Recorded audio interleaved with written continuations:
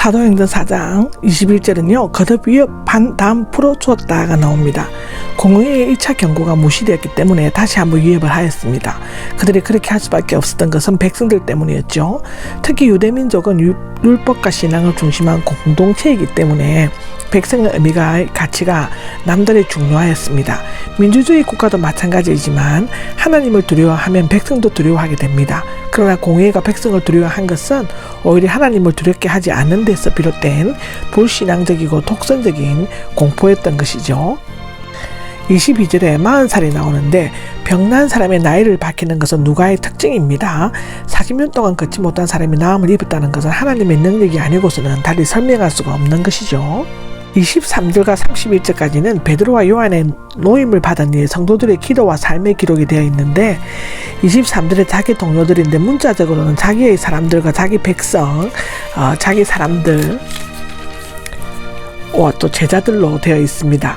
여기에서는 사도들과 마가의 다락방에 모이는 사람들을 포함한 것인데요.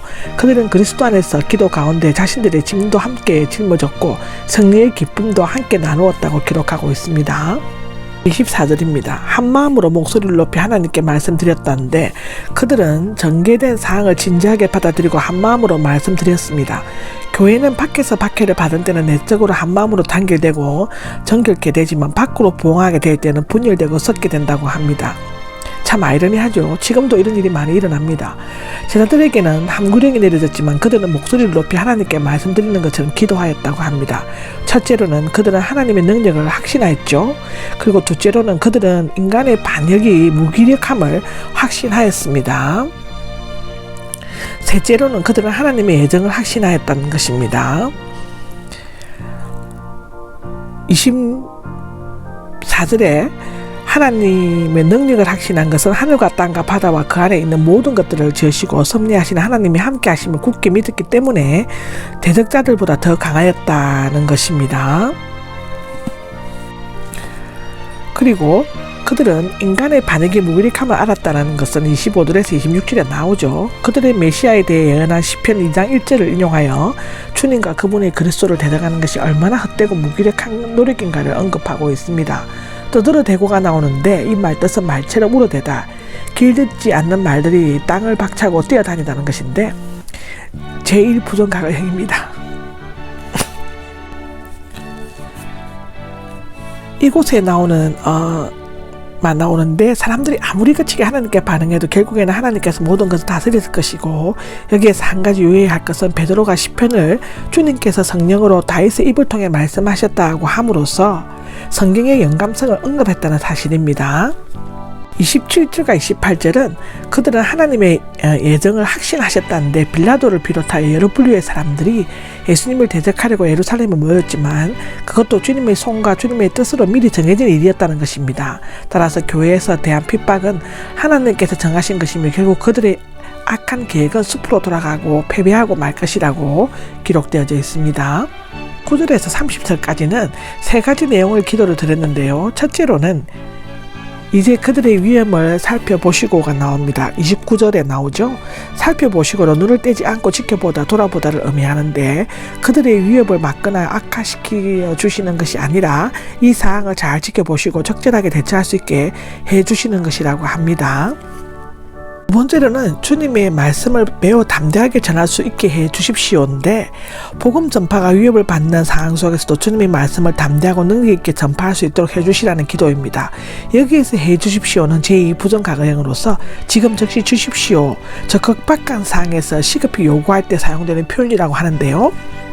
병고침과 표적의 기사가 일어나게 해주십시오. 네, 이러한 표적 기사가 일어나게 해주시라고 기도하는 것은 이를 통해 예수님의 메시아 되심을 증거하고 하나님의 나라가 임하셨다는 것을 알리고 사도권을 인정하는 표식이 될 수 있도록 하기 위함이었다고 합니다.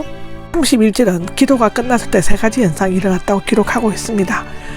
첫째로는 그들이 모여있던 곳이 흔들렸다는데, 흔들렸다는 것은 바람에 흔들리거나 지진으로 말미암아 진동하는 것을 의미하는데, 아마도 이 경우는 기도의 응답으로 지진이 일어났을 때처럼 집이 심하게 흔들리는 상태를 나타낸다고 볼 수 있습니다. 두 번째로는 성령으로 충만해져서가 나오는데, 사람은 모든 죄로부터 깨끗함을 받았을 때 성령, 즉 불세례를 단 한 번 받게 되지만, 성령은 특별한 사역을 위해 일시적, 영구적, 계속적으로 충만하게 받아야만 한다고 기록되어져 있습니다. 여기에서 충만하다는 부정가가형이 아니라 현재 병령법으로 되어 있습니다. 즉 성령의 충만을 받으라 또는 계속적으로 성령의 충만을 받으라 인데, 더욱 자세한 내용은 1장 5절, 2장 4절에도 말했습니다. 세 번째로는 하나님의 말씀을 담대하게 전하였다는데, 하나님이 자신이 택한 백성들이 믿음 안에서 자신의 뜻에 맞는 기도를 할 때에 확실하게 응답하신다는 것입니다. 그들은 성령으로 충만하게 되어 그리낌 없이 용기 있게 복음을 전하게 되었습니다. 2절에서 35절까지는 초대교회의 생활 모습은 이미 소개된 바 있는데, 초대교회가 성장한 요인이 크게 네 가지로 나누어져 있습니다. 첫째로는 교회의 영적인 통일성, 두 번째로는 모두 한 마음이 한 뜻이 되었던 것이고, 두 번째로는 교회의 무한한 사랑, 모든 것을 공동으로 소유했다는 것이고요.